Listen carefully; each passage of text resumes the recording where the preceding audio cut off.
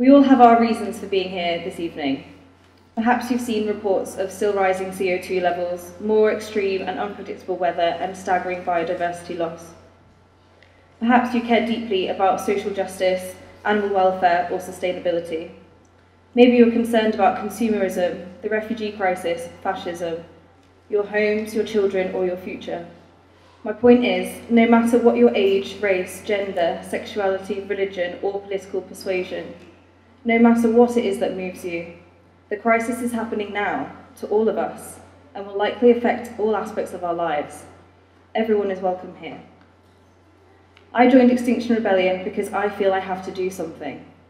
I can use my privilege, my rights as a citizen, my physical and economic power to take non-violent direct action as part of a mass movement. I can put pressure on decision makers to wake up and get serious about mitigating the effects of the climate crisis. But what sorts of things do we expect from our government? What options are left at this late stage?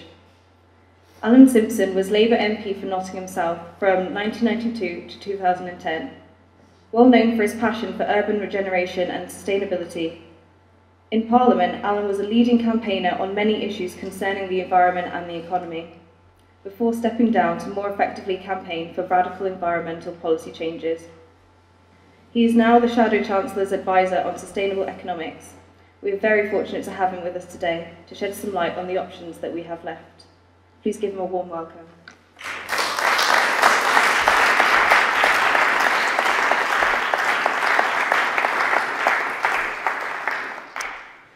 Thanks very much, Shireen.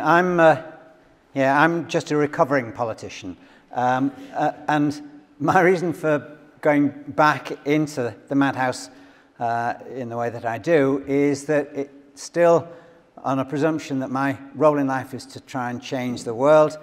And the thing that makes me really excited is that I am certain that that is going to happen now with or without my permission. The real question is whether it will change for the better or for the worse, but no change or non-change is the only thing that is off the agenda. And the really critical point about the role that you and I can play at every single level that we connect with society is to shape the direction of that change. In my case, it is also to be able to give an answer to my daughter who's 13 when she says, Dad, what on earth were you doing when all this was going wrong? And so that's, I think, the challenge. That's the non-negotiable and unavoidable set of questions that we have to ask ourselves at this point in time. And I'm really pleased and happy to have invitations from Extinction Rebellion and all sorts of groups operating upon the political system, because I am absolutely certain now that real change, radical change, is going to be driven into Parliament rather than coming out from Parliament. My certainty is that for most of the time that I'm there, Parliament is out to lunch. And intellectually, all the big ideas are going to have to be driven from outside and in.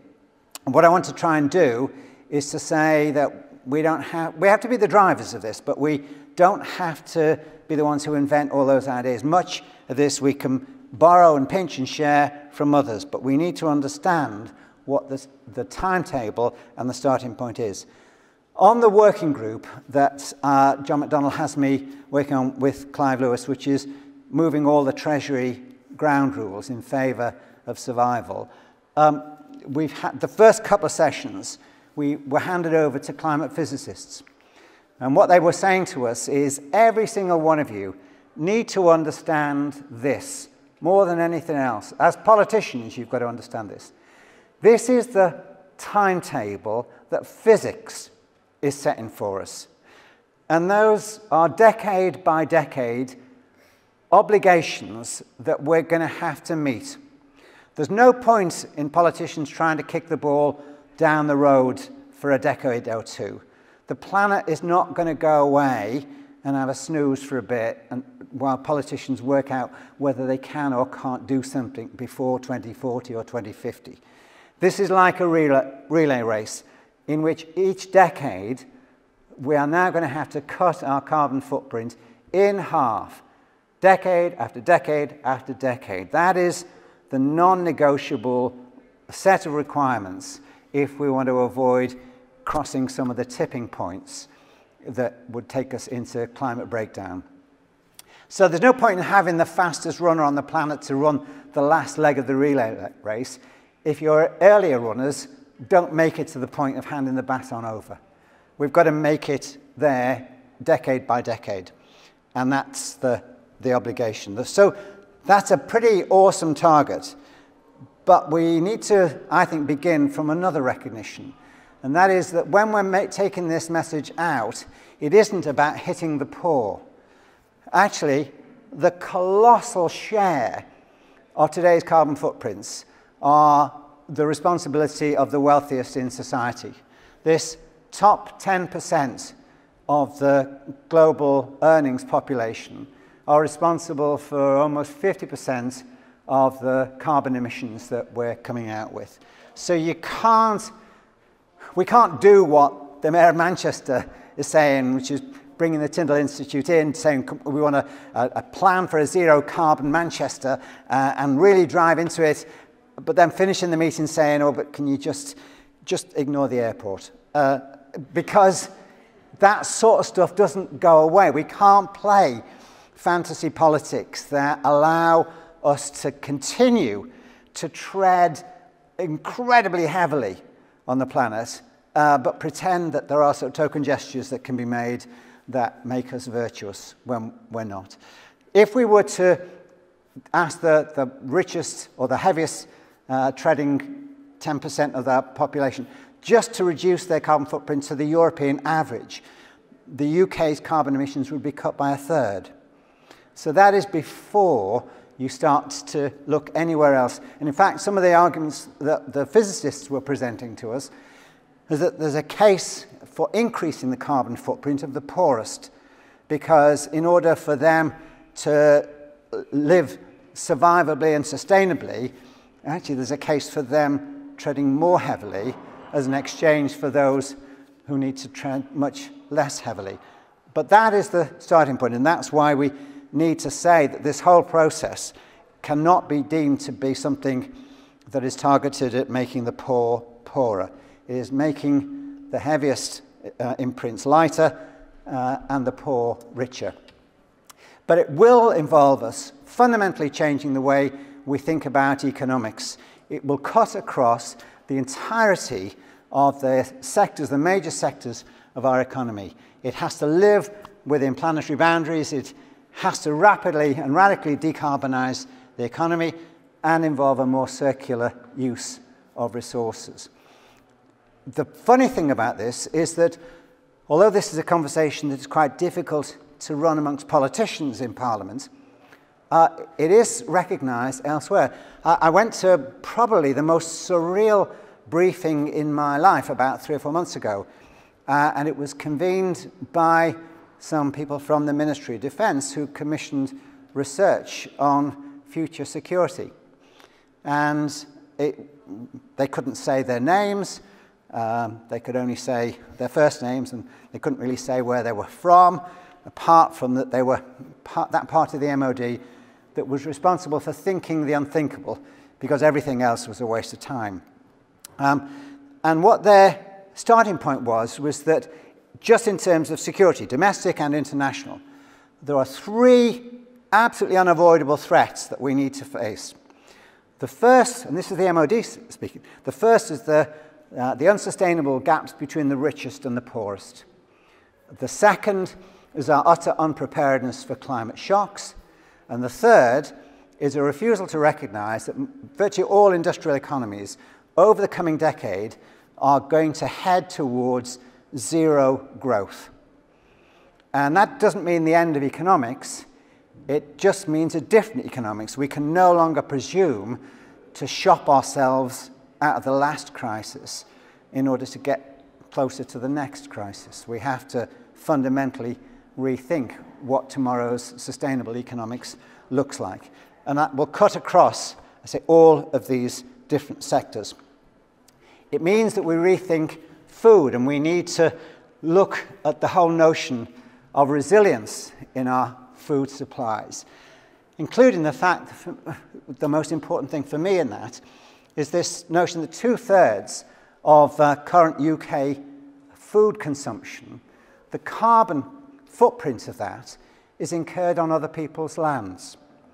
And I think if we want to look at the alternatives, we did get away with a very small experiment in a part of Nottingham that I was representing, where the University Hospitals Trust had this guy, wonderful, innocuous bloke called John Hughes, who came in as the catering manager, came back to the trust after the first few months, and he said, look, I've worked out how we can, I can save the hospital, I think somewhere between £1.5 million and £2 million immediately, and then £250,000 a year thereafter, and in doing so, I can double the nutritional standards of hospital food. And the trust was, well, brilliant, brilliant.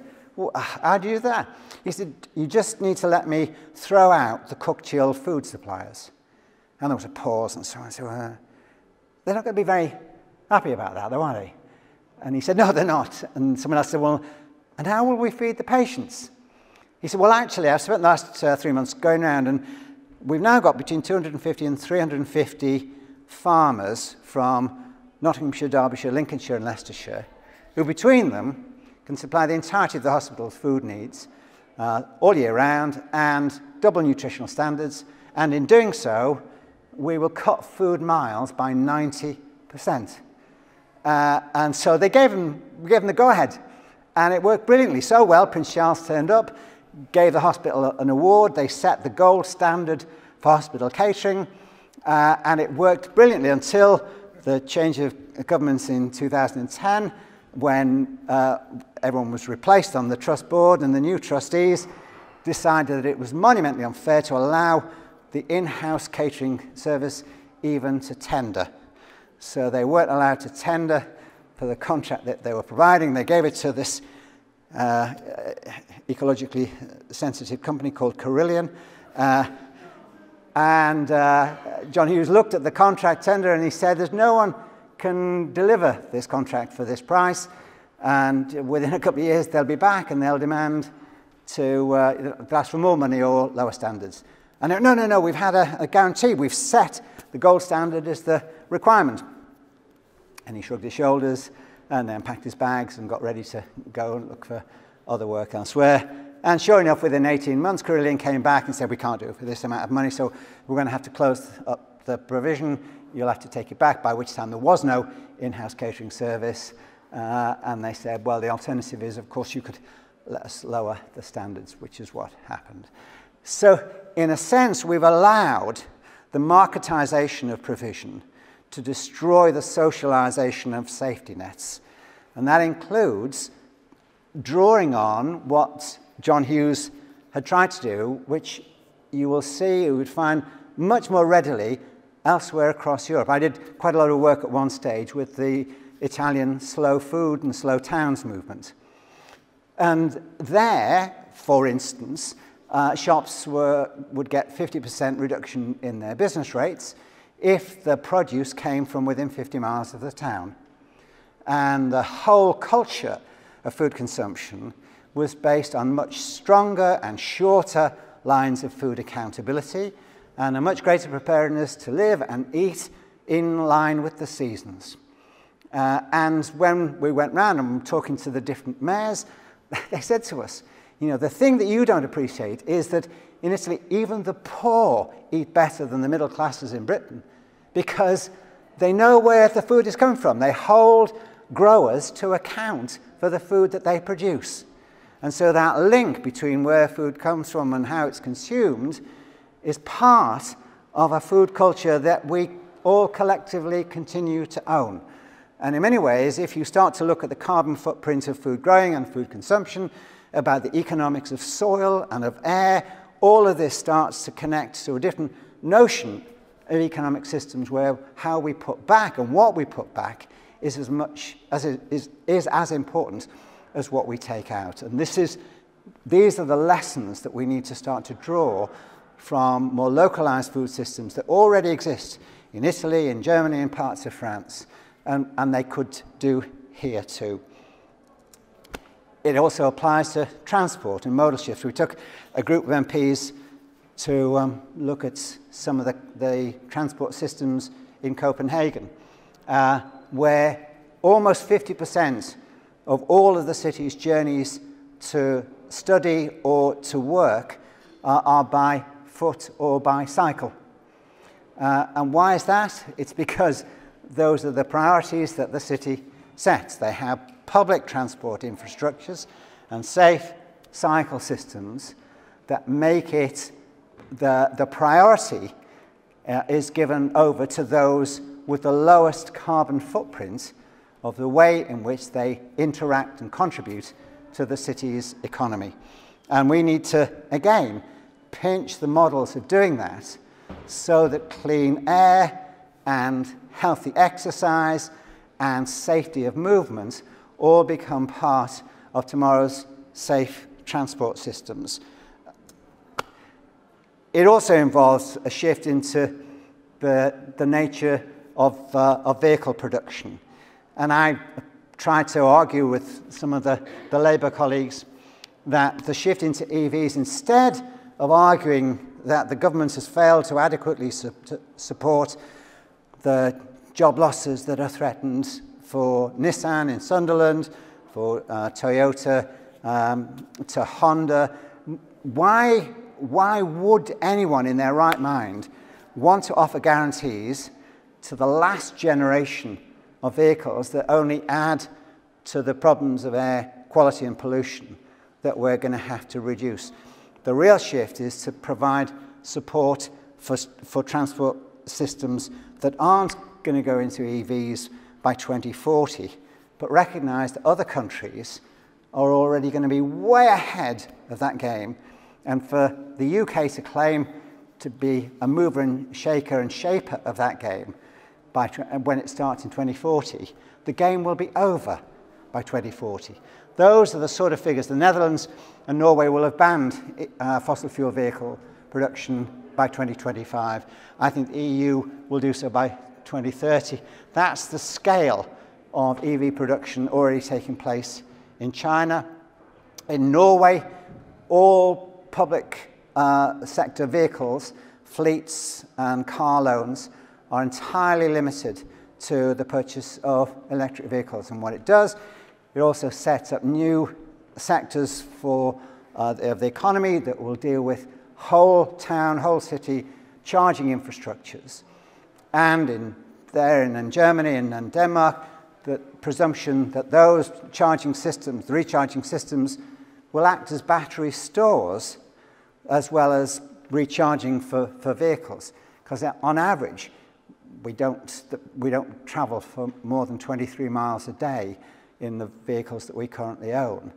And yes, they can be recharged, but they can also be the source of supplying some of the energy that the electrical system needs at different stages of the day. So the whole notion of smart is going to take over from presumptions of energy systems that are one-way streets from a power station to your plug, when 2/3 of the electricity that is generated in that process gets lost before it reaches the plug. Oxford I put in with a question mark, because Oxford has just made the decision that, I think it's from 2020 onwards, I may not have the date right, but they've already decided that all of the taxi licenses will be restricted to EVs from that point onwards. So you just give notice of a phased change into cleaner systems of transport. It's not just about cars, though. The Dutch trains are already running on 100% clean electricity from wind turbines and solar. Germany is trialling routes for hydrogen-powered trains. In the UK, Alstom has set up a factory in Cheshire where they are starting to convert the first 100 of the UK regional diesel trains, the most polluting of the trains. And the Metro Mayor of Merseyside wants to capture the first set of them that come out to turn the whole of the Merseyrail network into a clean rail system running on electricity stored in hydrogen fuel cells that is generated from wind turbines in the Burbobank Bay just outside Liverpool. So that, again, the system of interconnectedness of clean generation, clean storage, and clean usage becomes part of a more circular flow of energy. I put the Swedish model there because they have already legislated that the entirety of their public transport systems have had to shift onto the use of biofuel from recycled from municipal waste.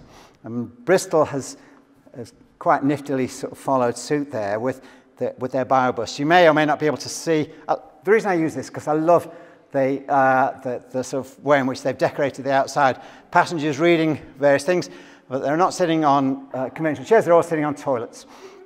And those buses run through the part of Bristol where the sewage waste is being collected from, and the biomethane is being extracted from that sewage waste.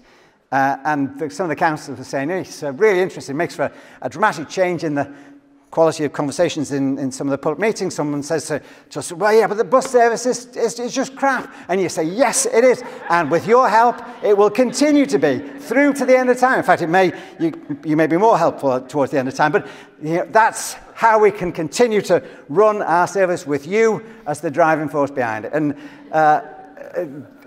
part of the cheekiness of Bristol's initiative is that they even call that the number 2 route. And so I think what we can do is connect with something that is currently as part of the problem and turn it amusingly, entertainingly, engagingly into part of the solution. And that's what we need to be doing. We also need to be recognizing that if we're to rapidly, radically reduce our carbon footprint, the easiest part of the low-hanging fruit is the poor quality of housing that exists now. And it's not, the answers aren't going to be found in the zero-carbon homes standard for new build, although we should have that. We should be following the Germans and having a commitment to energy plus housing. But the answers aren't really to be found in that 100,000 or 200,000. It's in what we do with the 25 million properties that people live in now. And I was really taken by this example from Hamburg, where what they've done is they've just taken conventional buildings. They replaced all the balustrades with solar PV systems. On the roof, they have a solar thermal system. They have the foliage to provide summer shade and winter sunlight. And they have, internally, they have all of the curtains and the wall coverings are what they call phase change materials, which are essentially materials that absorb heat during the day and then release it during the evening. So it's taking from nature what is given freely and learning to harness it and use it with a minimal carbon footprint attached to it. And when we talked to people in Germany, I've taken some of the politicians over there, and unfortunately we've been the ones who've been saying, well, it's bloody expensive. How do you get away? How do you justify doing that? The best response came from board members of the German KfW Bank who said, no, the trouble with you Brits is you seem to be very good at understanding the first line of costs, but you've forgotten how the money-go-round works, because all of these jobs that are involved in refurbishing, they go to people here. And, we never really mentioned it, but everyone who's employed here pays taxes here. And those taxes come back to us. And then whatever they take home, if they're going to spend, if they take the kids out, if they buy meals in the shops, if they buy groceries, whatever, there's taxes on everything. And those taxes come back to us. So in reality, instead of throwing the money out of the national window to purchase energy supplies from outside, we're throwing it inside, and the money-go-round pays us more than it costs. We try not to shout too loud about that, but that's the way it works. And we think if you followed the money-go-round, you'd find that's how it would work for you too. And if you then look in the FE colleges and the training colleges that are full of young people who are acquiring the skills to drive the change process, the atmosphere, and I love this going around there, the atmosphere is fundamentally different from here. Why? Because all those kids see themselves as being part of the solution to today's problems, not something that is parked as an inconvenient and fairly useless barista contribution to nothingness. And so those people who feel themselves as contributors to the solutions then engage with all sorts of other parts of the social infrastructure, which delivers the real sense of security and inclusion in that different economics that we're going to have to find. This was something that we pinched from the Netherlands. It's the Energiesprong approach to existing properties. This is just ordinary terraced housing in Nottingham. And you've got plenty of that here in Norwich. But what they do is they effectively provide a really interesting, for me, attractive thermal envelope along with solar heating and solar thermal, entirely using sustainable materials.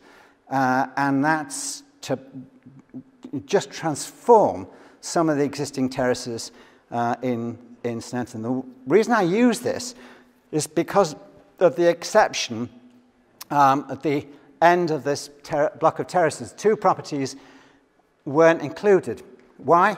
Because those are buy-to-let properties that are effectively now being let to students, and the landlords say, I'm not interested in doing the refurbishment. Why? Because this is just a cost to me, whereas the let is an income stream. So why should I be bothered? And I'm not interested. And the lesson for this, when we talk to people in the Netherlands and when we talk to people in Germany, they said, well, the alternative is you make landlords responsible for the entirety of heating bills. Or that's one thing. Or you turn around and you say, of course you can have a license to let, but it has to be a minimum of Band B energy performance standards. It's not an anti-renting strategy, it's an anti-crap housing strategy. And we should be unafraid to set that as the entitlements that should go with living in a modern, sustainable, low-carbon economy. This is already going on, and then this is the next part of the struggle to change from what we have. We have a highly centralized approach to policy making, and nowhere is that more in evidence than in energy generation. It is not remotely like the system that exists in Germany. Now, Germany, post-1945, was required to have quite radical decentralization of responsibilities. We did that mainly to prevent national rearmament. But what has come as a consequence is a real sense of dynamism in local democracies around Germany. So they've now got 190 towns and cities that have taken their own local grids back into social ownership. They've got 800 distributors, 2 million generators. It's actually closer to 1,000 energy co-ops. And 1 in 6 of their companies were installing on-site clean generation last year. Why? Because the whole system is skewed to favour that. And in the UK, one of my few, I hoped it would be enduring contributions to Parliament's parliamentary career littered with failures, was the exception was to have managed to get, with a bunch of ne'er-do-wells and rebels like Ian, the amendments through in the 2008 Energy Act, where we introduced feed-in tariffs. And that fundamentally changed the whole balance of public engagement in clean energy generation and participation in the process that should have been taking us to much more localized energy systems. Now, there's a huge corporate opposition to this, including Ofgem in the UK, who are fundamentally opposed to decentralized energy systems. And we've forgotten that actually that's where our energy systems came from. 200 years ago, just over 200 years ago, the first public energy company was formed in in Manchester, or Bloody Manchester as we always called it. But it was formed by that well-known Trotskyist organisation called the Police Commissioners, because they put a gas lamp on the outsides of the police station on Water Street in the middle of Manchester. People came from miles around, looked at it, thought, oh, marvellous, isn't it? Marvellous. Won't catch on, of course, but marvellous, marvellous. Well, within 10 years, that had become the Manchester Municipal Gas and Water Company. And it was the first of a whole series of municipal energy companies that ran through from 1815, 1816 to the 1880s, all of which were municipally owned. And it wasn't, Parliament didn't catch up with this process until well into the second half of that century, by which time the MPs tried to redefine history as saying that they were behind this all along and they were just leading from the back, but they were really with the movement, and that they approved and supported the change that had already taken place. And I think that's what will happen over shifting into a low-carbon economics as well. It will be driven by localities and then owned nationally when the game is already taken out of the hands of politicians and being driven by social movements anyway. But the key on this was to recognise that the ownership then came through the issuing of municipal bonds. People put in their £5, 50p, that's what they had, maybe £50 if they were really wealthy. But those savings were for modest rates of return on the municipal bonds and secure and low-cost energy provision, and the sense of a huge improvement in the social infrastructure that underpinned the way in which the towns and cities were able to unfold. And exactly the same is happening elsewhere, where a willingness to break nationally dominated cartel ownership of energy systems is actually returned into systems that are more socially and locally owned. The difference in Germany is about a 50-50 split between the SDP and the CDU areas. In SDP areas, they are municipally owned. In CDU areas, they tend to be put out on franchise from the municipality, but they are still municipally accountable for the way in which they operate. And the Germans take that for granted, and we take it as something that is not within our democratic reach, and it ought to be. So that's where it starts from. It can operate at any level. I just picked up this as an example of the town of Wolfhagen, which is 15,000. I was tempted to come up with an even smaller one, which is a village called Wilpolsried, just outside Eindhoven. That just has a population of 1,500, but the village produces 500% of the energy that it needs. And it then shares the surpluses with the surrounding villages. And it's all coordinated from a very smart energy management centre that Siemens operates in Eindhoven, which does the smart coordinating. And this is happening already. We wouldn't be the pioneers on this. We just need to be catching up with the whole process, because smart grids are already out there. When we were doing some work with the Metro Mayor on Merseyside, he and his team and lots of the local businesses were saying, well, this is all very well, but the network operators won't share data, so real-time energy flows have to be balanced on electricity. And if they won't share the data, how can we run the system? And Siemens said, well, forget the Mickey Mouse proposals about smart meters. These are a terribly expensive and sad joke, but we can just do smart monitoring. And remotely, we'll balance that. We can do it within blockchain systems where the information is secure and you can't have it sabotaged and hacked into. And we're already doing this in a whole series of places around Europe and Scandinavia and North America already. You could do it here. You just have to have the will to authorize the change to run socialised energy systems rather than marketised ones. Denmark was another example where after the 73 oil crisis, which almost killed the economy, the Danes said, we can't go there again, so what do? And what they did was they, on a cross-party basis, agreed to nationalise the high-voltage grid system, and then they localised the ownership of everything beneath the distribution system, so that main cities have them municipally owned, and then there are 67, 68 clusters that are run as energy co-ops. But more profoundly than that, in 73, they changed the law. They said energy shouldn't be considered as a market, it should be considered as a service. So by law, you can't sell energy for a profit. And the group of MPs that I'd taken out there went, oh, can you do it? Yes, of course you can do it.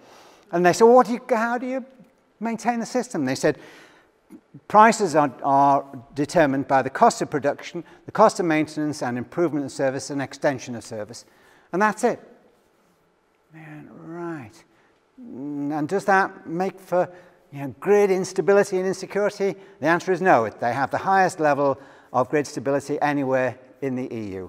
And that still includes us. And so you can do this, but it demarketizes a process that, in the UK's context, has managed to deliver us ever-rising bills and ever-secure profits for energy cartels, but zero shift into clean energy and renewable systems.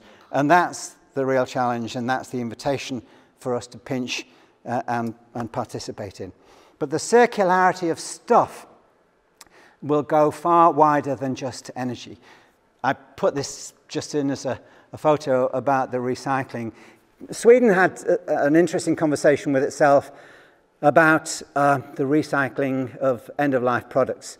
And they realized that sending stuff back to where it come from invariably incurs a much higher carbon footprint to send it back for an insecure, indeterminate end-of-life use or dumping somewhere out of sight. And they just thought this was indefensible. So what they've started to do is they said, well, we're going to now introduce a high tax on all primary products that are consumed, but they have removed VAT on repairs. So what you do is you encourage recycling processes where you relocalize skills of repair, reuse, and recycling.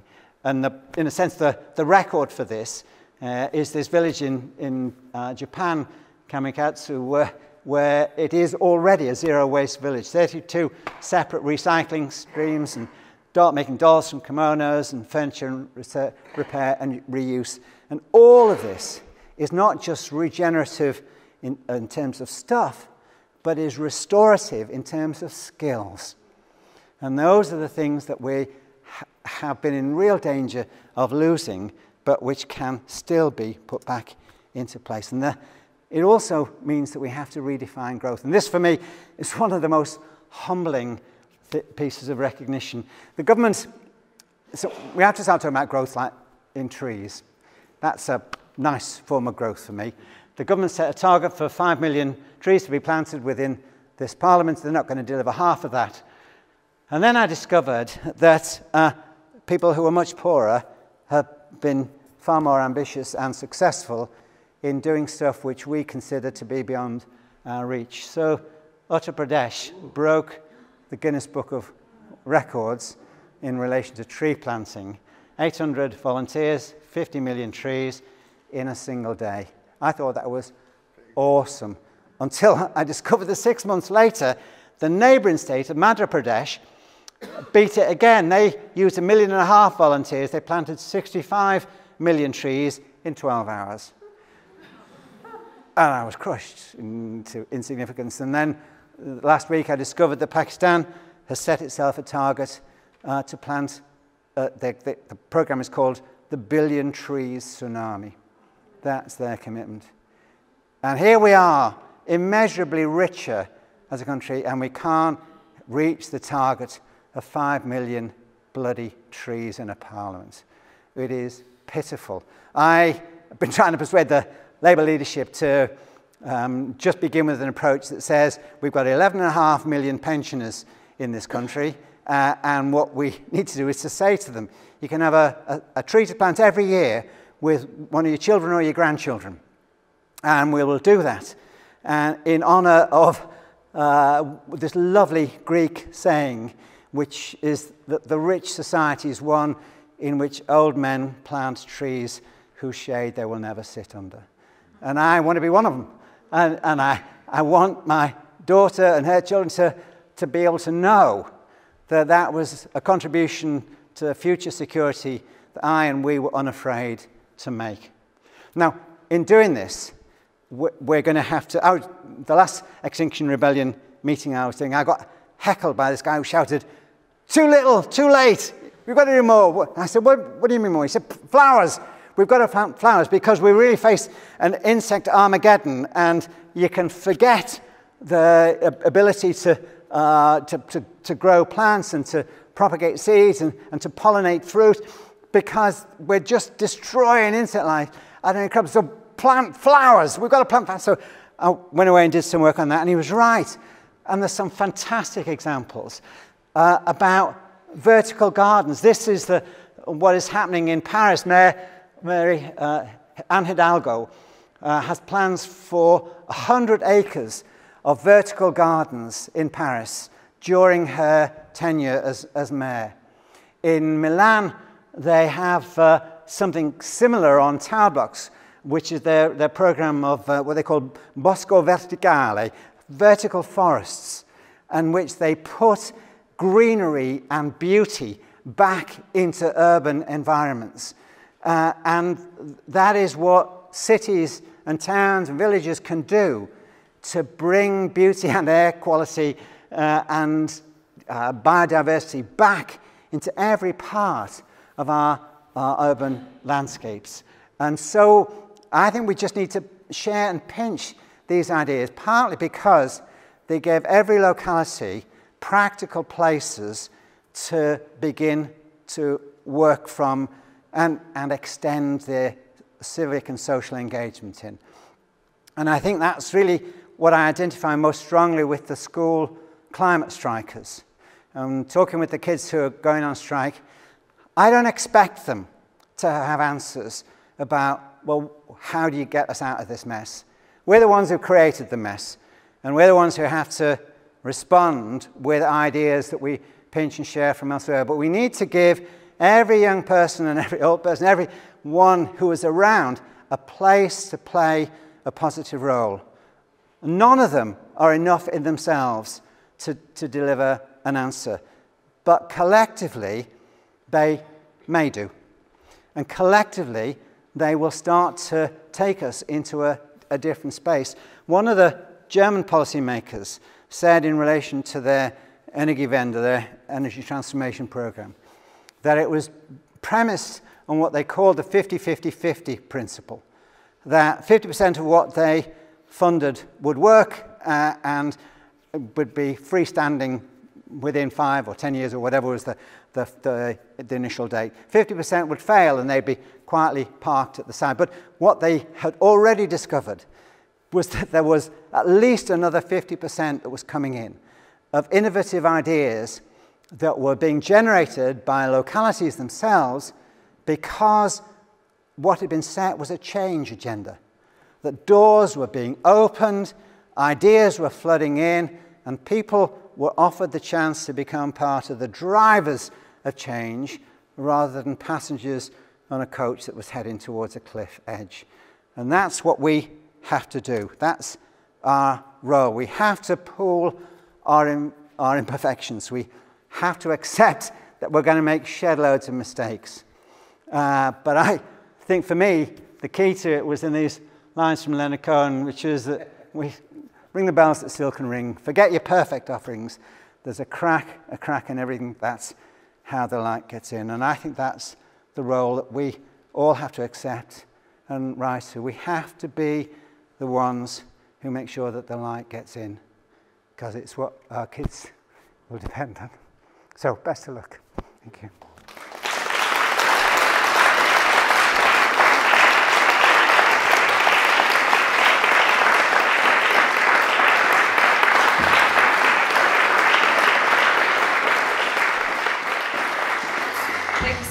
that was absolutely brilliant. It was fantastic. I feel now a lot of mixed emotions.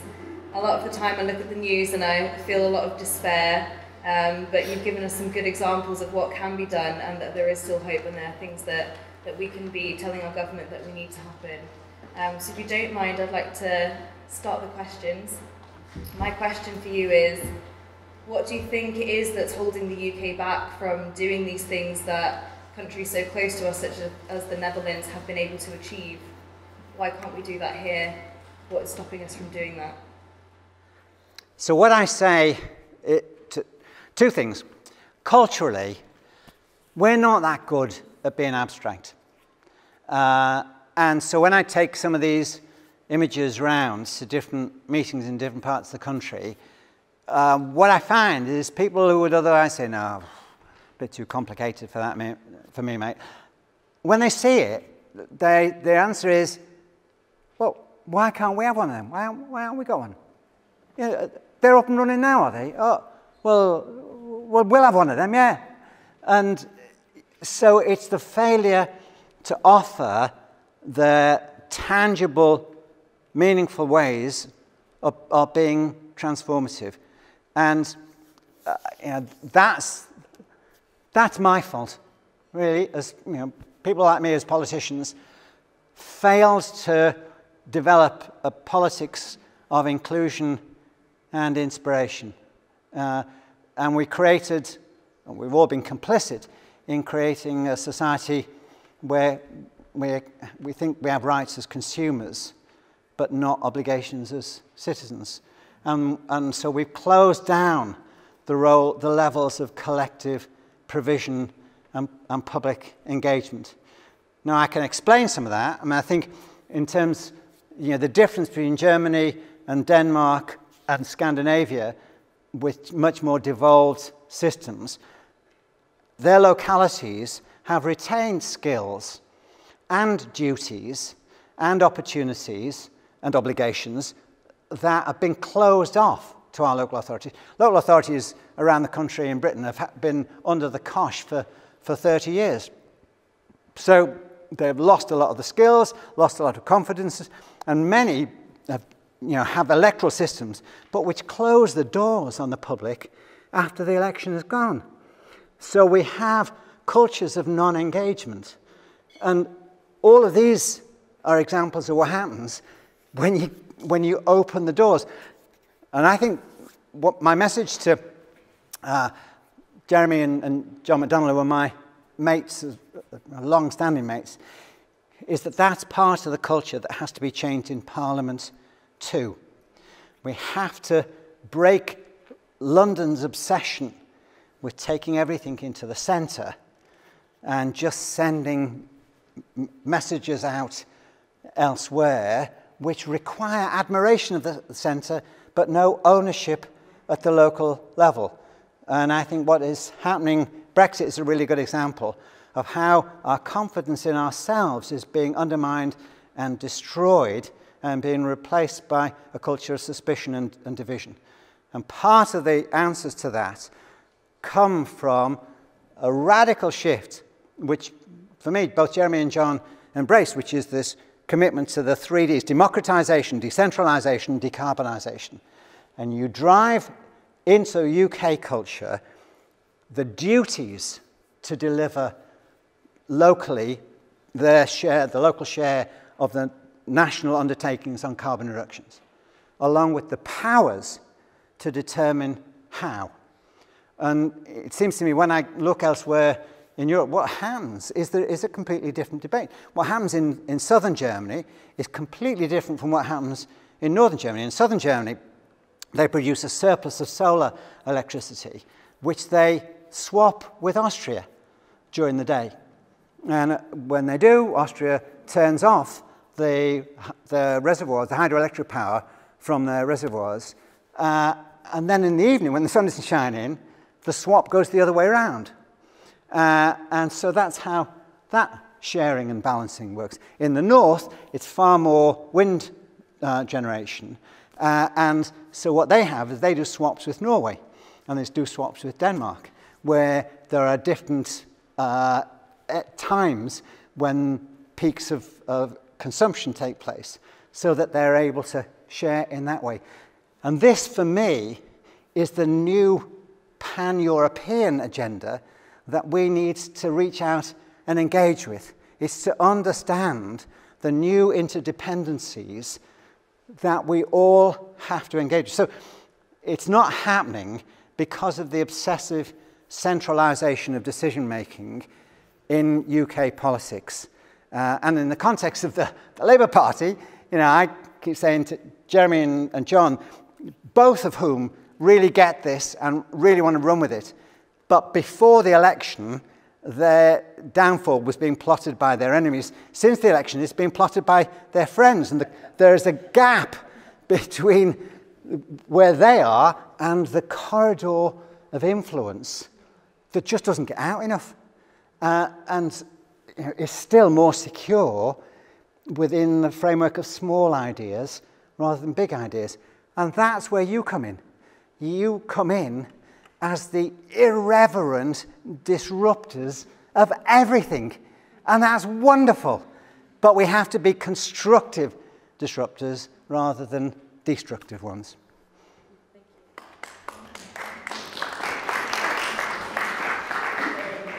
So, to follow on from that, we talk about the lack of engagement from the centre. So when you've got 1 minute on the doorstep, or at a coffee club, or whatever it might be, you'll have less than a minute. What is it that you can say to engage with people who, at the moment, are clearly not engaged with the issues we've discussed this evening? Okay. Should we take them 3 at a time, and then I'll come back? If you like, yes, yeah. Okay. Please lead with the floor. Yeah, it's sort of connected to what you were saying, but I know where I live, there are quite a few people who are thinking, who bought into the solar panel system, they've got these solar panels because it gave something back to them, because it was, you know, it saved their money. So there's a sort of selfish thing attached to that. And again, it sort of fed into that idea of which I'm all right, you know, so there's that sort of that slight selfishness attached to also sort of clean energy as well. You know, how do you, change that attitude so it becomes a... Yeah. To quote from your Extinction Rebellion guy who you quoted, talk's absolutely splendid, it's brilliant, inspiring, moving. But isn't it also true, Alan, that it's not enough? So if we go back to your first slide, you're saying let's cut our carbon in half by 2030. But UN 1.5 degree report said that for the world, so which implies that we have to do more. And the last week's Arctic report, which of course was totally ignored by the 1.5 degree report, says, well actually we're in much more serious trouble, we've got massive feedbacks kicking in the Arctic. It's for these kind of reasons that Extinction Rebellion's target is far more ambitious. Extinction Rebellion says we want to go carbon neutral in this country by 2025, which of course is completely eye-watering, politically unrealistic, politically impossible, and it seems to me a really good thing to be asking for precisely for that reason, because it says we've got to change everything now, we've just got to shut down tons of what we're doing which is destructive. How would you respond to that? How do you see what you're doing sitting in relation to the very, very strong Extinction Rebellion demand? Okay, let me take those in reverse order, because I don't want to duck the global scale upon which we need to see this. I've actually got a global plan too, but to address that, I think what we need to understand is that the world now is at a 1945 moment, and that is in 45 all of the international institutions that we had then were not relevant to the scale of problems that the world was faced with. And so, 45, we invented the United Nations, the World Bank, the UN Education Programme, the Development Programme, and all of these when Keynes wrote the outline, were supposed to be adjuncts of the UN and at the service of the UN, and then the Americans blocked that. But in a sense, it had some important contributions in relation to the developing world that have now been seriously whittled away. And that's where the bulk of the problems are going to be faced. And I think we can't get to those global climate solutions without addressing many of those. So we will need new international mechanisms to do that. Some of the work that I had done at a European level just left me feeling that every country that I went and met in Brussels, the delegations were really keen to get bigger slices of the cake for them, but they didn't want to contribute anything more to the size of the cake. And that's probably worse now than at any other stage. So we have to look at other funding mechanisms. The most obvious common and likely support sources would be new international taxes on aviation, on shipping, on tax havens, and international tax evasion and transfers, and the old Tobin tax on speculative capital movements.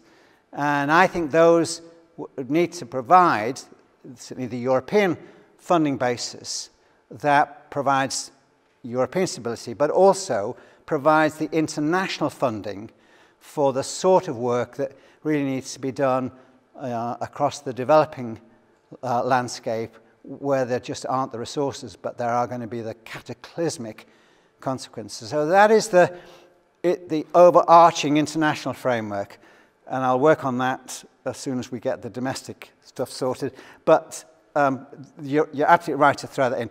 The UK does not have the ability to deliver a global solution, but we can certainly up our game radically, but we have to take the public with us.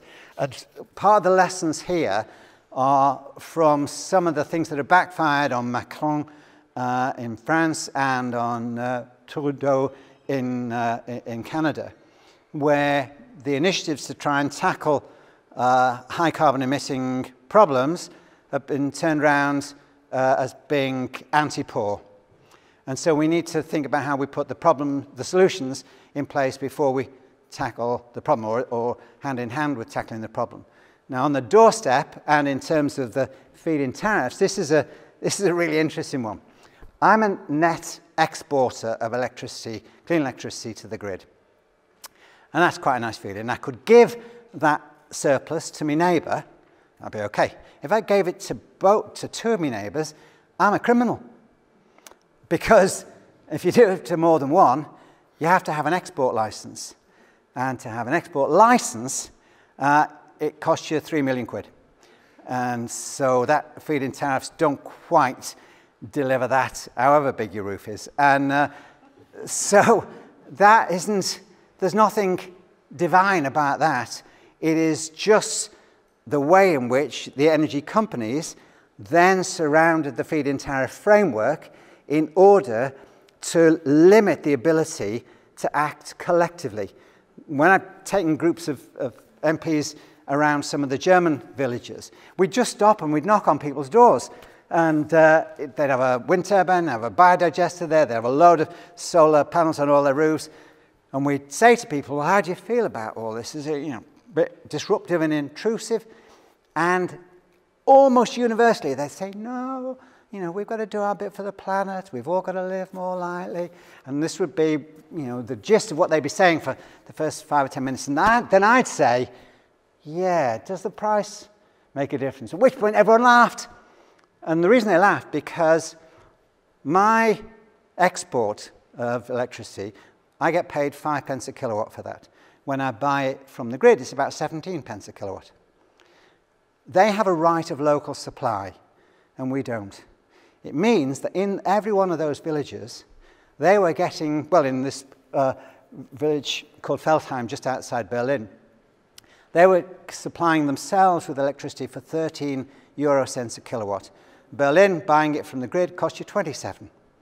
So faced with the prospect of having your bills cut in half, and you say to people on the doorstep, how do you fancy having your electricity bill cut in half? They say, we'll have that. We'll have that. We'll have one of those. How soon can you deliver it? And it's the ability to act collectively. I'm a member of 2 community energy co-ops. I love them, but we're not proper co-ops. They're investor co-ops. And I would say to the co-op movements, I can tell you in really simple terms what a co-op is. 177744, which is my mum's co-op number. As kids, we were all required to know that when we went to the shop for her, because she never had a penny to be an investor in the co-op. She was a member, and we got the co-op divvy of her Christmas. But that was what came out of membership. It was the commonality of membership, not as consumers and as members of the co-op, not as investors in it. And we've lost that concept. We've had it stolen from us because by law, community energy co-ops aren't allowed to sell to local people. And so my argument is that we need to change the regulatory framework so that the poor are at the centre of the game. Whatever the game is, we have to put the poor at the centre of it. And you can apply this to any sector you like. Going back to EVs, doing a conference on that, and someone said, yeah, well, how many poor people do you know who've got EVs? And the answer is none. So if you say, okay, so how do you get around that? And we're trying to persuade some of the car manufacturers to come in and identify a couple of local authorities who would target some of their poorest areas and say, we're going to offer you a deal. We're going to put in 50, maybe 100 EVs with charging points on the estate. If you trade in your old banger, those high carbon emitting vehicles, trade in your old banger, and you can have 3 years free use of state-of-the-art EV, and you get free parking in the town centre in the EV-only parking spaces. Start with the poor. And people say, oh, hey, well, there's a lot of middle-class estates that'd be really pissed off about that, wouldn't they? And we'd say, yeah, they would. They'd be really pissed off, but they'd get their own EVs and they'd be demanding more parking spaces in the town centres. But put the poor at the front of the programmes. And then that makes it a socially inclusive process, not one that begins from the interests of the middle and leaves the poor at the margins as really sort of prey to the Gilets jaunes, who for me are increasingly coming to resemble the brown shirts in Germany in the 30s. And that comes from the sense of hopelessness and non-inclusion. So it's our choice if we fail to apply our imagination to that fundamental question at the centre of everything, which is, so how do we start from the poor? And that just, if we start with that conversation, you'll come up with shed loads more answers than I've got. And all I say is just share them. Share them. We'll come up with what it is that would make sense on people's doorsteps by asking ourselves what would make a difference in their lives. So, what should we offer about a politics of social inclusion and common security? I was going to ask, are there things you think the UK is doing well? And why is that? If there are things that are doing well, and how to build with those? Yes. Don't have to say everything. Just say yes. So we're taking 3 at a time. Yes, Okay. I was just going to say, you're referring to these sort of European countries that are actually sort of getting ahead of us in terms of cutting emissions. What was their actual reduction in carbon footprint? How are they doing compared with us, or compared with a poor country? Are they actually sort of making? Would you say they're making progress that's necessary? And one more thing also, if I could say, how do you propose to get through to the Labour councils who are making decisions such as reopening coal mines and building roads? Yeah, I was wondering what you and the Labour Party are doing to address these issues now. And you're talking to very cross-partisan, bipartisan things, because these are issues that I think go beyond looking at the ways to do it now.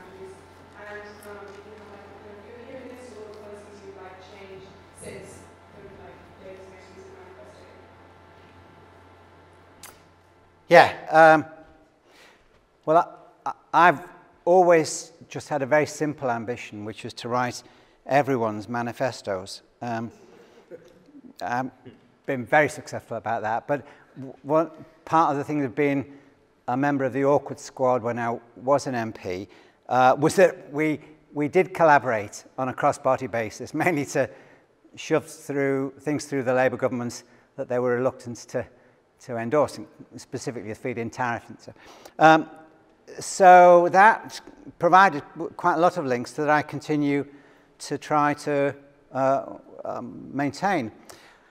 But I don't want to hide from you how difficult it is. I mean, there's one of the local, well, the MP is not far from here, Conservative MP, and I won't say who, because I don't want to cause him any trouble, but who I think is an absolutely wonderful human being.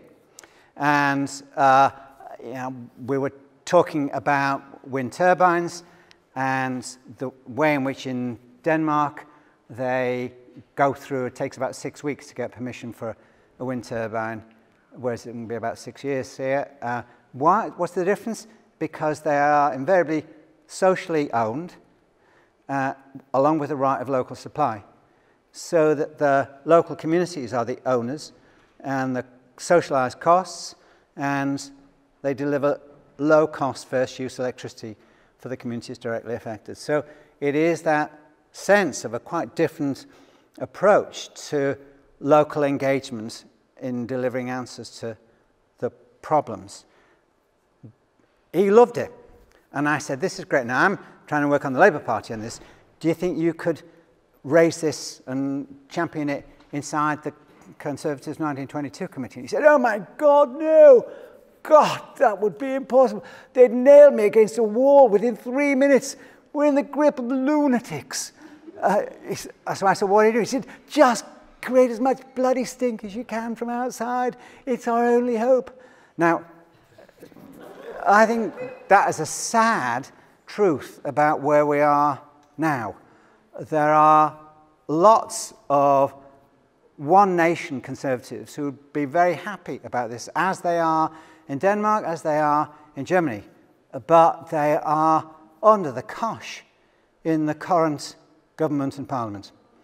So all of their advice to people like me is to just create as much bloody trouble as they can. I have to say, it was never anything we were encouraged to do by the Labour whips, but you know, some things, you know, some things change. But that it's not normal politics that allows itself or opens itself to in a sense, broader national cross-party coalitions. And there may be greater scope at a locality level. Now, one of the ways in which that has been driven in other parts of Europe and parts of the States is that the drift into setting local carbon budgets. It's very interesting. We've managed to get Andy McDonald, the Labour Shadow Transport Secretary, saying this week that in transport, his commitment would be to set carbon budgets on each part of the transport sector, annual reducing carbon budgets. And this is really brave because it's been something that the trade unions have been massively opposed to because a lot of their members are in oil and gas and they don't want to go down that path at all. But Andy McDonald said, we have no choice. You know, that's what the planet requires, and that's what we're going to have to deliver. In other parts of Europe, those responsibilities, Germany is now passing a draft climate action law, which makes their treasury responsible for setting the national carbon budgets and allocating them slice by slice to localities and sectors. And if you fail to deliver within your carbon budget, you have to pay for that out of other resources. So that if localities, if Norwich had its own carbon budget that was reducing by 15% a year, then it would have to deliver. And it would have to have conversations with local communities about the how of doing that. And there's a myriad of ways of doing this. But what it removes is the presumption that it's the I can't be arsed feeling. We'll leave it to someone else to do it, somewhere else. Yes, there needs to be a solution, but it doesn't have to begin with us. And my response to that is it has to begin with all of us. So we should welcome the imposition of carbon budgets, along with the powers to deliver meaningful local solutions. And they will differ from wherever you are. I was doing some stuff in Wales, up in some of the more remote areas, and one of the people I was speaking with said, oh, he said, that would be wonderful, that would allow Wales to deliver it's Martin Luther King programme. And I was stopped in my tracks, and I had to say, I didn't know Martin Luther King had ever said anything about Wales. He said, no, but he almost did. It was the I have a stream, and we've got bloody thousands of streams. And we could have hydro generators on streams, and we could have battery storage in villages, and then we could have electric vehicle minibuses, and we'd have rural transport services back in operation, and it would all be clean. And I thought, brilliant, brilliant. You know, that I'm happy for the I Have a Stream program to be running, because that begins from asking the question, what have we got here? What is it that nature offers, and how do we harness it and learn to dance with it rather than stomp all over it? So that's the challenge. I'm much more interested in cross-community initiatives, because I think they'll make their way into redefining cross-party politics. Would I look to start that in Parliament? No. You know, I go there and do my stuff. It's part of me community reparation work for the sins of having been in Parliament for 18 years, and as my family tell me, you get less for murder. But change is not going to happen from Parliament. It's going to be driven from outside, and you and I need to understand that by pushing these demands into the positive spaces of the how, Parliament will catch up. It will have to extract itself out of the narrow, vindictive, hateful, divisive political trap that it's caught in at the moment, and engage with the bigger threat that could easily sink us all. So that's where it would come from. How successful have others been? Everyone has something good to offer. So Germany's energy vendor program has been brilliant, except that Germany is still captive to the coal mining interests in the north east. And it needs to rapidly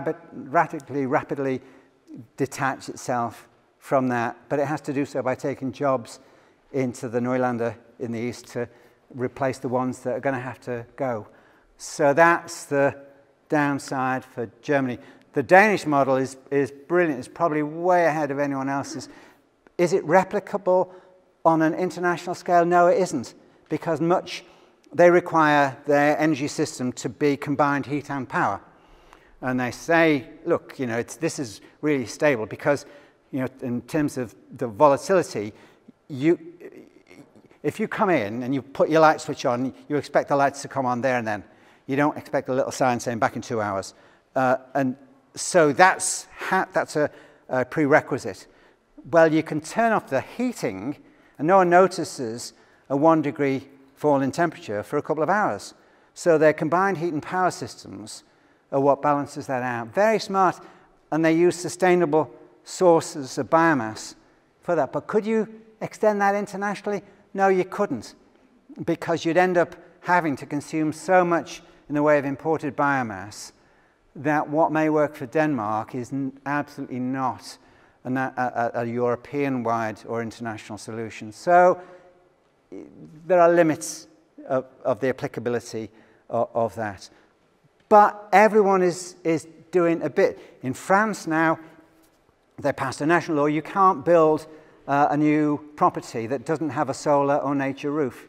Same in California. You know, Trump says, I'm going to dig coal and support that. California says you can do that. We can't stop you. but you will not sell a single lump of coal in this state. And you've now, as a result of Trump, you've got over 100 American towns and cities independently signing into the Paris Accords. So it's the contradictions. And in a sense, that's what I'm keen to push. We all have flaws. Sweden's doing fantastic things. But if you look at its carbon footprint, it's still massively heavy if you include the goods that it imports. And so if we're looking for someone to put on a pedestal, there isn't anyone. If you're looking for stuff that we can all share with a degree of humility, there's tons. And so that's what I would say. It's forget your perfect offering. You know, there's a crack in everything, but that's what we have to, we share the bits where the light gets in. And the third was, what should we do? Well, screwing things up. We are bringing to an end systems that we should have voluntarily moved on from a long time ago. And the fact that they become beyond the stage of repair requires us to reinvent on a different basis. And that includes local government. We're going to have to, I like local government, but it's, you know, often it lives in a bunker and shuts the public that elects it out as soon as the election is over. And so it's great that we've got it, but it's useless if it doesn't get out enough. And so we need to say, out of the fragments, we can use the framework to build a different systemic approach. And the great thing about your generation is to bring a freshness of ideas and irreverence, but make it constructive irreverence.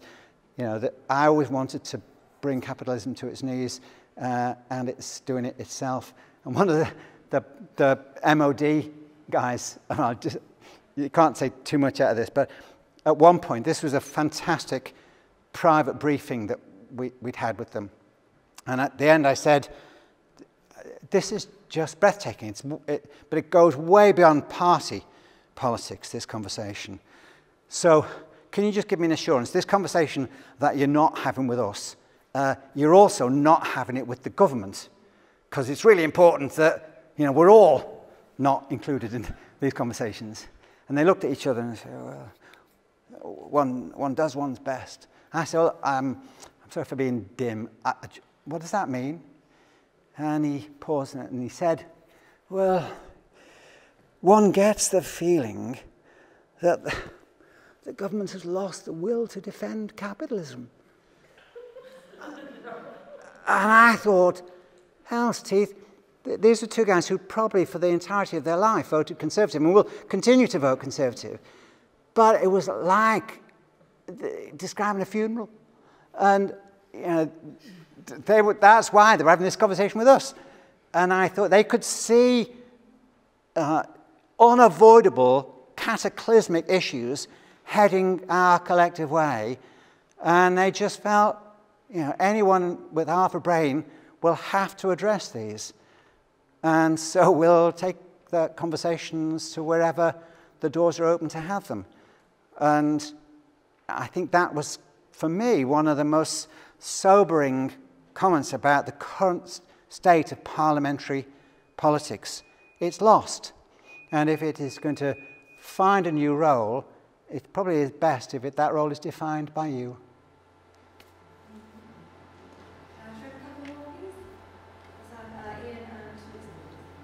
Alan, I mean, I agree with you about the action of people. That's what really makes a difference in history. The whole thing shows you that. But there are individuals now and again who emerge, God knows how, like David Attenborough on plastics. Do you consider that was important, or would it have happened anyway without him? Would we have studied bowel cancer without Bobby Moore getting it and all the work around him? And how did we ever stop smoking in public places? There wasn't an individual there, but there wasn't a great public backlash. But something happened, because we voted at night and were surprised we won it, if I remember. You know, stopping smoking in restaurants. So getting policies through does sometimes need funny injections from funny individual people, doesn't it? I'm wondering where you think Extinction Rebellion can be most effective. Where is its most effective focus, and what form of civil disobedience or non-violent direct action is likely to be most effective in changing mindsets? Can you say something about just transition and the difficulties of getting people on side whose jobs are threatened? How Yeah. Okay. So I think, let me start with yours. I think the important thing is for Extinction Rebellion not to be caught in the negatives, but also to give other people the chance to be positive. I had a conversation with some of those in London who were planning the next London action, and they were saying that, you know, when they'd occupied Parliament Square and closed everything down, they planted a tree in Parliament Square, but, you know, within an hour or so of the end of the occupation, the tree was removed. So they were on their way to see Sadiq Khan to try and get an assurance that it would be left in place if one was planted. And my response to that was to say, well, just think this through for a moment. Is that the best place to plant a tree, or is it just you plant it because that's where you are?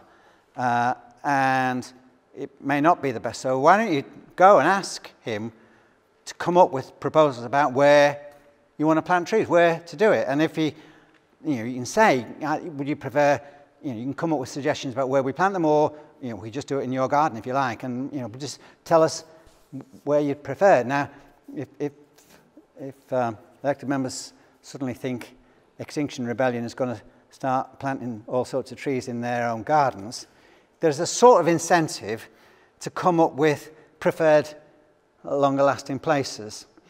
But you put the squeeze on in order to push inaction out of the window. That isn't a choice that you leave open, but you invite a common engagement with the positive. So that would be my approach to things. And one of my other things I was singularly unsuccessful about as an MP. I tried ever so hard to get arrested when I was an MP, but I was trying to have a positive. So I remember going with George Monbiot and lots of others in Oxford over the GM crop trials, and I got a bag of organic seeds because I wanted to plead guilty to pulling up stuff that I didn't think was safe for my kids to eat, but guilty of planting crops, food that was safe. And I wanted a criminal record for that. So I rang the chief constable, tell him, and I've got my phone with him, I'll tell him where it was going to be, and how his officers could find me. And he told me to sod off. He said, we've got burglaries, we've got, drug cartels operating, we've got extortion rackets. If you think I'm going to deploy some of my officers chasing you around the bloody fields with a bag of seeds, you've got another thing coming, just bugger up. So I never did quite manage to get myself, but it's to have a positive in your hands and not be caught with the negative. So that would be my one piece of advice to Extinction Rebellion. In terms of people, I think it may be unfortunate, but you're right, Ian. Often we do need celebrities, notables, acting as a catalyst for change. And Attenborough was, without a doubt, a huge trigger to consciousness and guilt. But for me, he still left us several steps short of the real connection. And the most useful connection on plastics is actually Norway, because in 2006, Norway set out to tackle this. And they decided that back then plastics was a real problem and they were going to do something about it. So they came up with, for me, the best model that exists anywhere. They called the industry in and they said, we're going to introduce a really heavy tax on all non-recyclable plastics. And the industry said, this is terrible. And they said, well, we'll make it optional. You can have no tax at all if you produce recyclable plastics. But you're going to have to come back to us with what those are and so how they're verifiable. And the industry, faced with that choice, came back. They identified 3 forms of recyclable plastics for all of their containers. And their containers are now barcoded from 2006. And the public dimension of this was that the industry only got the tax exemption if they not only produce recyclable plastic containers, but they actually recycled them. They had to recycle over 90% to be exempt from paying the tax. The public dimension was a whole network of bottle banks, plastic containers where they could be returned. They put in, the barcode is read, and the public you pay a deposit of either 10 pence or 25 pence, a small or large container, and you get, the bottle banks, you get a credit note for whatever quantity of the plastic containers that you return. And all of those credit notes can be spent in the local shops. So that the shopkeepers love it, the public love it, the kids who, like me as kids, used to get exactly the same on the return of bottles. Everyone buys into it. And since 2006, they have actually recycled 95% of their plastic containers. And we recycle between 7 and 13%. And the rationale for this is you begin with a coherent plan about the how. And once the how of doing something virtuously with its own rewards comes in, people engage with it, and you ask them why they're doing it, and it's for the planet. Not for the pocket money, but for the planet. And I'm quite happy about that because it is a socially inclusive process where the rewards are shared out. And it's the interconnectedness of processes that we need to come up with. Our Treasury are crap at this because everything is standalone and it doesn't connect with anything. And that's where the whole change of mindset has to come in. We have to move into systems thinking and out of the age of disconnectedness and me into the age of interconnectedness and we. So, the Attenboroughs of the world are brilliant at unleashing a sense of consequences and guilt and urgency, but it's still down to others to deliver the how of living and doing differently. And that's where the just transition process comes in as well. And we've got to have ways of getting past understandable trade union resistance to change from where we are now. But I think it requires a degree of honesty with the trade union movement, that you can't prop up the indefensible. I've had these conversations with full-time officials from the GMB and Unite and the T&G and Prospect, and they say, we can't do this. And I say, well, then you go on, just tell me how you're going to go home tonight and tell your kids that you completely screwed up their future. They will have no future. It will be based, your members won't be worried about wages, they'll be more worried about who they kill or who they steal from in order to get by, because we are drifting into carnage. And if you like, you could probably lock Labour Party policies into a commitment to produce forever the Reliant Robin. But who in their right mind is ever going to buy a Reliant Robin? I mean, you could drive them to Dover or whatever. No point in taking them across because there's going to be nowhere to fill them up. You live in tomorrow's world, not in yesterday's. And if we talk with the German trade unions, if we talk with the Danish trade unions, and if we talk with some of the major companies, they are already heading down this path. In this conversations in Merseyside that we had with the Metro Mayor about a Merseyside grid, and they were saying, lots of the major employers are saying, well, you know, if we couldn't get the real-time information, how could we do it? It was the people from Siemens who said, well, if the network operators won't play ball, why don't we just, we'll create a virtual grid for you. We don't need smart meters, we'll just do it. We'll do the just remote readings and aggregating, and we'll balance, and we can invest in local storage and local generation and local infrastructures that save energy as well as generate energy, and we'll do it that way. And some of the other major businesses who were there was a person, someone that said, so how would that work? Are there any preconditions about that? Sounds pretty smart, really, but are there any conditions that we need to know about? And the guys from Siemens said, well, yeah, we like to insist on local labour agreements. And I said, whoa, hang on. I really like local labour agreements. Ian and I used to fight tooth and claw to try and get local labour agreements, but we were always told they're illegal under European law. You can't have them. And they said, no, it's just semantics. I said, no, illegal is quite a clear word, really. And they said, no, look at our wind turbine plant in Hull.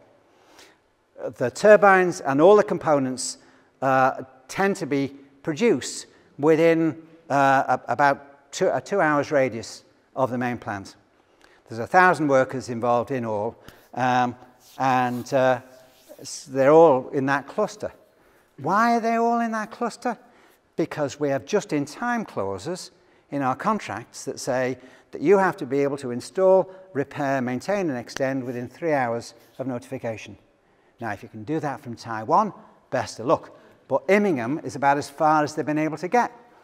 And someone else said, there was a bit of silence, and someone said, hey, that'd be great for Merseyside, wouldn't it? We'd have shed loads of jobs here.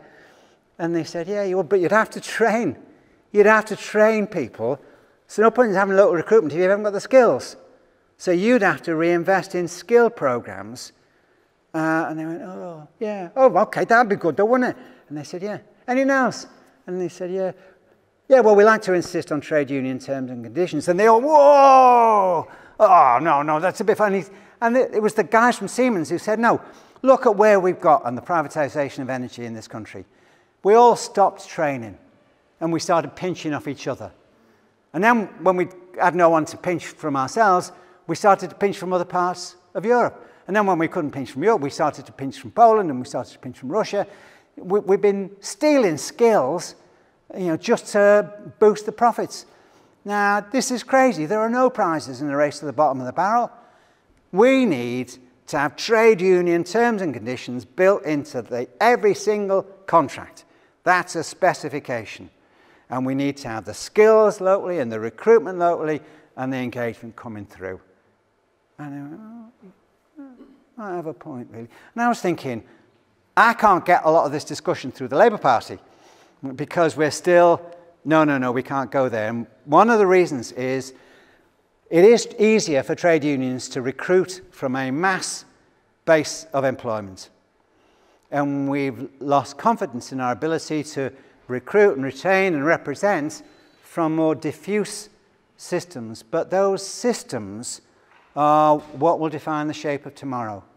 And we have to be brave enough to take people into that process.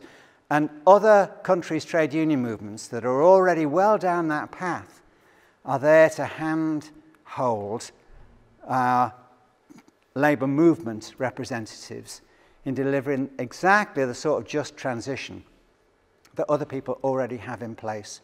It's just that we've been reluctant to go there because ownership of the problem becomes a bit like addiction to a drug. It's hard to get off the addiction to the problem.